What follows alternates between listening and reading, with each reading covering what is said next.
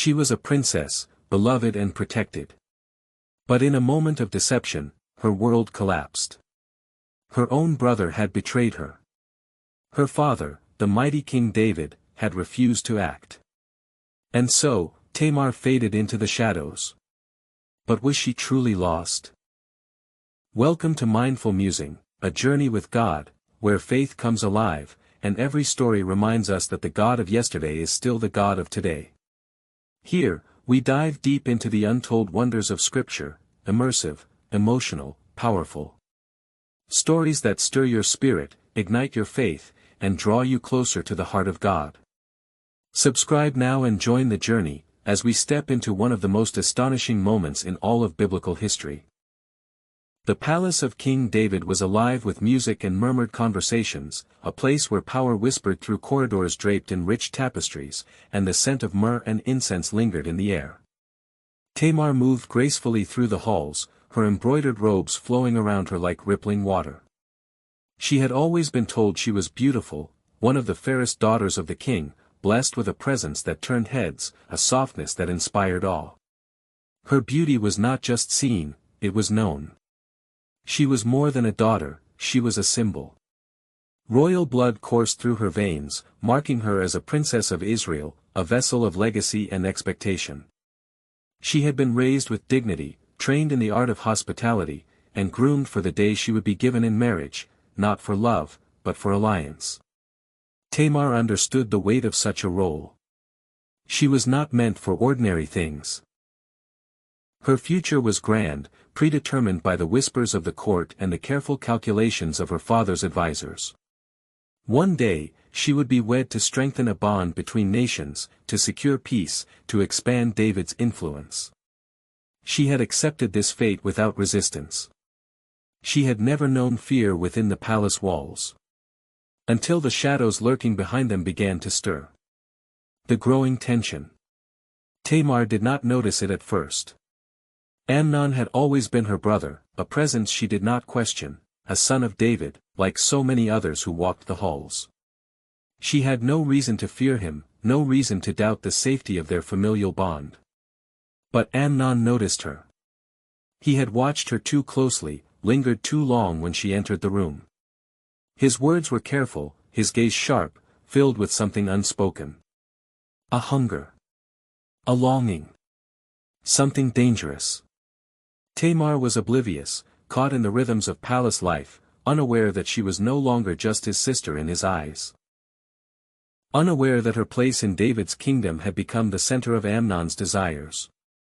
And soon, the walls of her sanctuary would crumble. Soon, the world she knew would be shattered. But that moment had not arrived yet. For now, she still belonged to a world where she was cherished, where she was safe. For now, Tamar remained untouched. But for how long? The palace had always felt safe. Tamar had never questioned its walls, its corridors draped in gold and history, its people who whispered and watched but never threatened. She belonged to something greater, the house of a king, the bloodline of David himself. But safety is an illusion. And betrayal, when it comes, moves in silence. Amnon's sickness was sudden.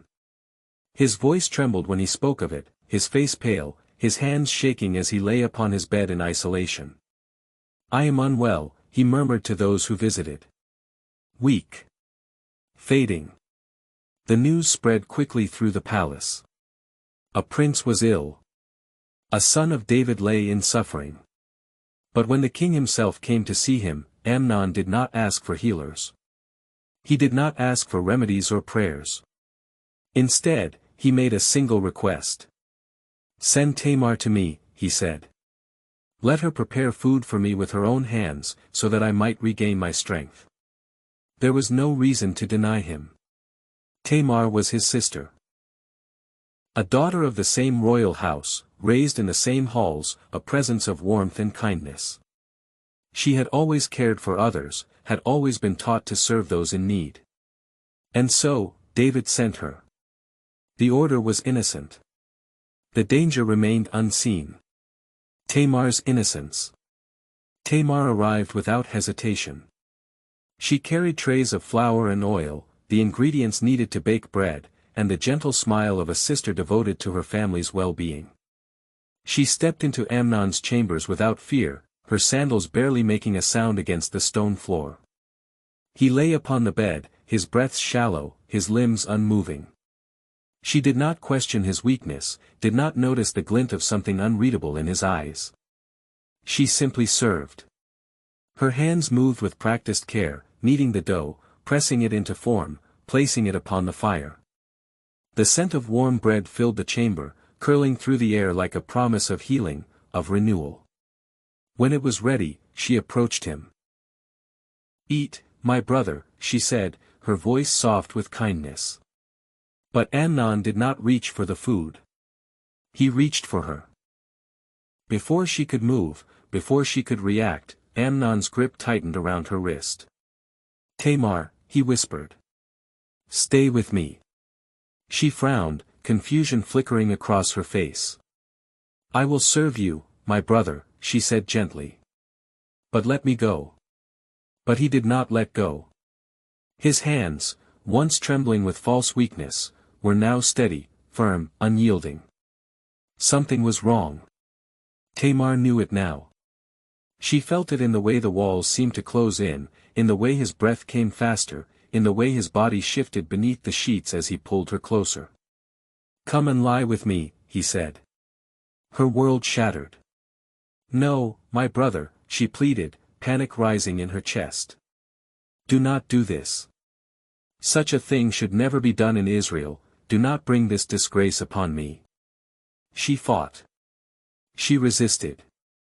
She begged for reason, pleaded for mercy, grasped for anything that would stop the horror that was unfolding.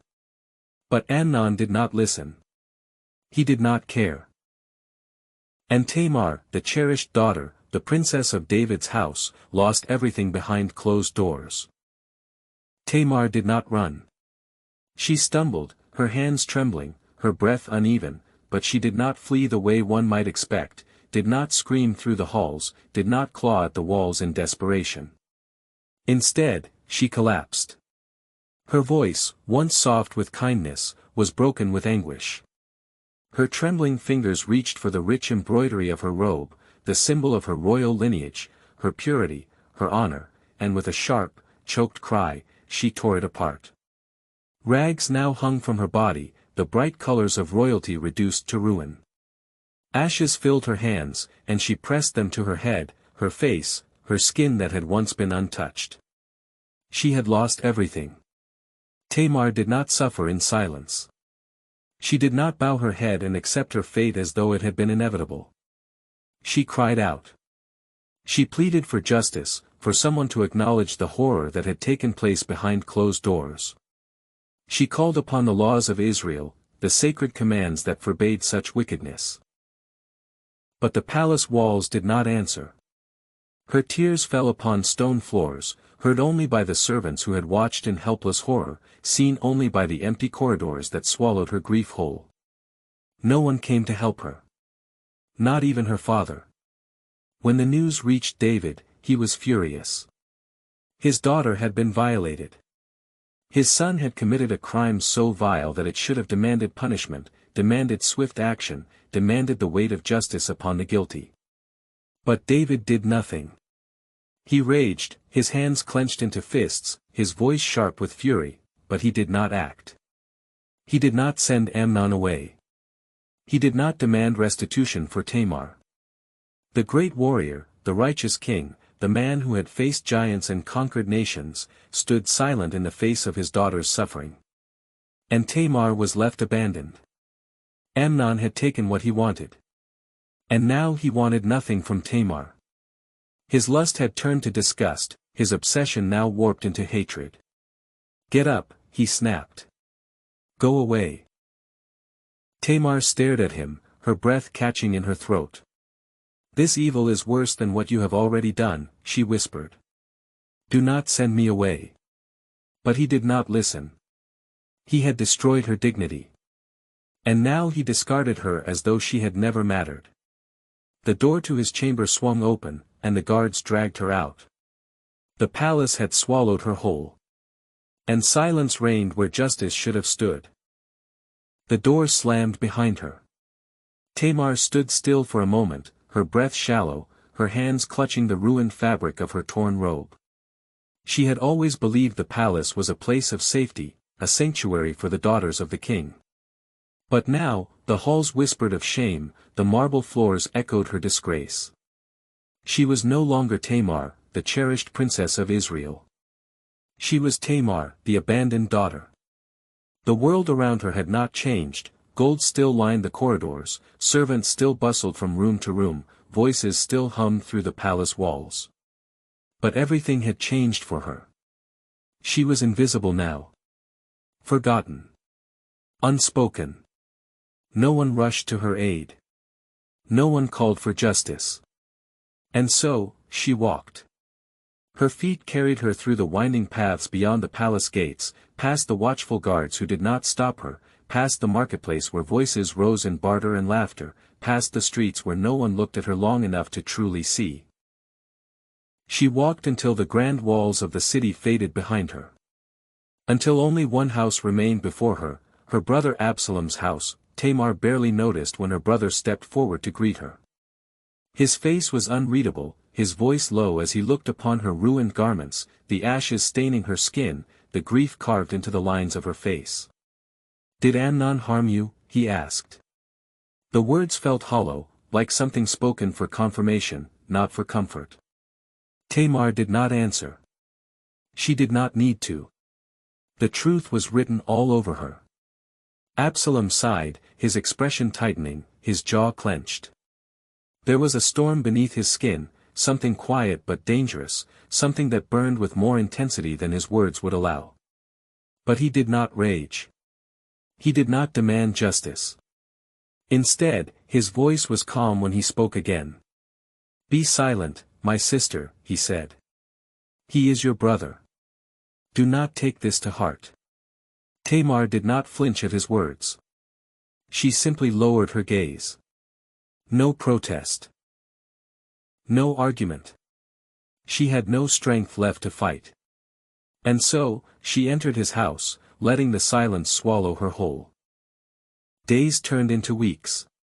Weeks stretched into months. Tamar did not return to the palace.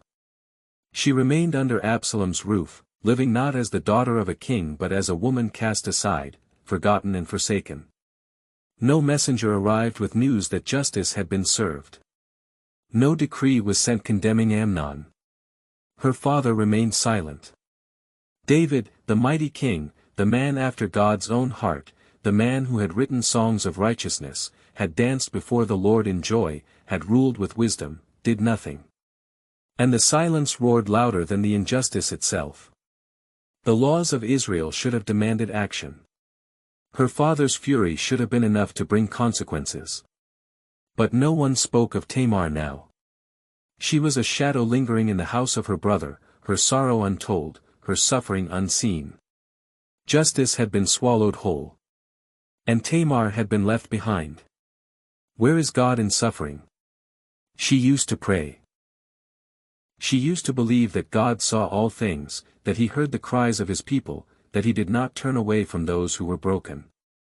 But days passed. And nothing changed. She was still abandoned. She was still forgotten. Had the heavens remained as silent as the halls of the palace? Had God seen what had happened to her, and chosen not to act? She thought of the stories told throughout Israel, the tales of deliverance, of mercy, of miracles. She thought of Hagar, the woman who had fled into the wilderness only to be met by the presence of God, the God who saw, the God who named her suffering and acknowledged her existence. Was that same God watching now? Or had he turned away? She did not know the answer. She only knew the weight of silence. And it was suffocating. Time did not heal Tamar. It did not erase what had been done.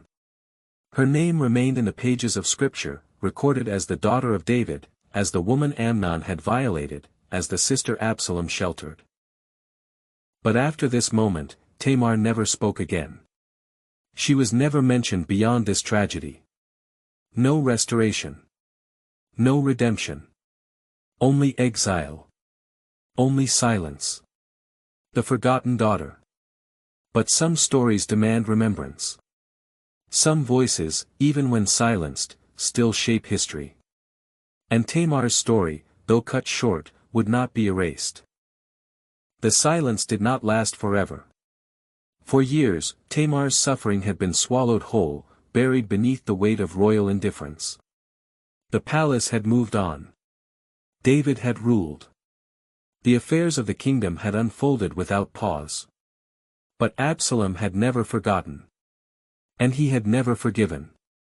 Absalom's vengeance. The hatred grew slowly, like embers smoldering beneath dry wood, waiting for the right moment to ignite. Absalom did not rage. He did not shout or demand retribution in front of the court. Instead, he watched. He waited. For 2 years, he played the role of a dutiful son, a loyal prince. He stood beside David, spoke with measured words, gave no indication that beneath his skin, vengeance had taken root. And then, when the moment was right, when no one suspected treachery, he struck. He arranged a feast, a gathering for his brothers, a celebration for the sons of David. An invitation Amnon could not refuse. Wine flowed. Laughter spilled through the halls of Absalom's estate. And when the air was thick with ease, when Amnon's guard was down, the command was given. Absalom's servants moved swiftly. Blades flashed. And before the echoes of laughter could fade, Amnon was dead. The aftermath was chaos. Word reached David, and grief consumed the palace like wildfire. It was a second tragedy. The first had been Tamar's disgrace, the wound that had never healed, the injustice that had never been answered. Now, Absalom had forced justice with his own hands. And blood had paid for blood. David wept for Amnon. He mourned the son he had never punished, the son who had violated his daughter but had still remained his own flesh and blood. But his mourning was not just for Amnon. It was for everything Tamar's tragedy had broken. The royal household had splintered, David's sons turning against each other, vengeance replacing justice, exile replacing reconciliation. Absalom had done what his father never had. He had avenged Tamar, had restored some semblance of justice when David had chosen silence. But was it justice? Or was it simply revenge? Tamar never spoke of Amnon's death. She did not rejoice. She did not weep. She had lost everything 2 years ago, her voice, her place, her identity. Amnon's fate did not change what had happened to her. Justice had come too late. The weight of his crime had already crushed her spirit. His death could not undo it. Absalom had spilled blood, had answered silence with violence, had forced a reckoning upon the house of David. But what had it truly cost? The kingdom was fractured. David's grief was doubled. And Tamar remained lost in the echoes of what could have been. True justice is restoration, redemption, not vengeance. And Tamar never found it. She was forgotten. Her voice faded from history. Her name became nothing more than a passing memory, a shadow within the house of David. A daughter forsaken. A kingdom torn apart. A justice that came too late. Tamar never spoke again. The last words she uttered were pleas, for justice, for mercy, for dignity.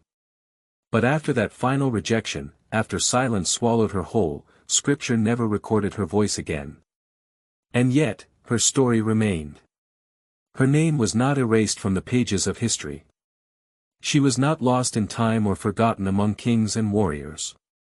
She stood among the shadows, among those who suffered, among those whose cries were never answered, a testimony to brokenness, injustice, and the weight of silence. Tamar's fate was not a triumphant one. There was no redemption arc, no grand restoration, no miracle that reversed the suffering she endured. But her presence in Scripture is itself a rebellion against the silence that tried to erase her. Her story reminds us that pain exists. That injustice can go unanswered. That the broken do not always find their healing in this life. But it also reminds us of remembrance. Of the weight of telling the truth, of carrying the voices of those who were silenced, of ensuring that suffering is not ignored. She stands as a warning. As a memory. As a voice that, even though lost, still speaks. Her story asks a question that cannot be ignored. What is justice when it comes too late? Absalom sought vengeance, but it could not undo the damage done. David mourned, but his grief came after his silence had already betrayed his daughter. Tamar teaches that justice is not just punishment, it is action in its right time. It is speaking when speaking is necessary. It is standing when standing is required. It is defending those who cannot defend themselves before they are broken beyond repair. Her story is a challenge to see the unseen, hear the unheard, and refuse to let silence consume the truth. She was a princess once. A daughter who walked the halls of a kingdom with grace and dignity. And then she was nothing, a woman cast aside, left to fade into obscurity. But the pages of Scripture did not let her disappear. She stands among the overlooked, among the broken, among those who suffered in silence. And because her story remains, we remember her. Where do we allow silence to consume truth in our world today? Tamar's story is not often told, but it should be. Carry her voice forward. How do we respond when justice calls? Do we act, or do we hesitate? Some stories demand remembrance. And hers is one that must never be forgotten.